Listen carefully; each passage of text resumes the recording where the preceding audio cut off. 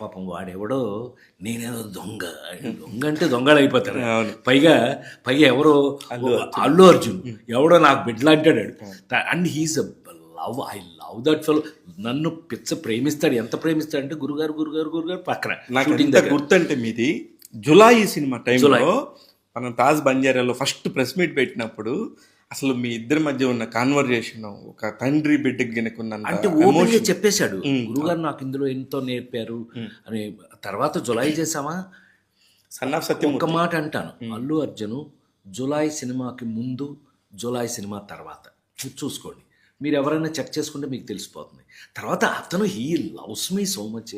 ఎంత లవ్ చేస్తాడు నన్ను అనేది నేను మాటల్లో చెప్పలేను. నేను ఐ టు లవ్ హిమ్, ఎంత లవ్ చేస్తాను. పైగా July, son of Satyamurthy continued, అవును, అలవైకుంఠపురం. అలవైకుంఠపురంలో ఏ రేంజ్ సినిమా, ఎంత అతని performances. We use to discuss, ఇద్దరం డిస్కస్ చేసేవాళ్ళం. ఈ పుష్పకి నేషనల్ అవార్డు, గురుగారు నేషనల్ అవార్డు వచ్చింది గురుగారు కొట్టాలి. కరెక్ట్.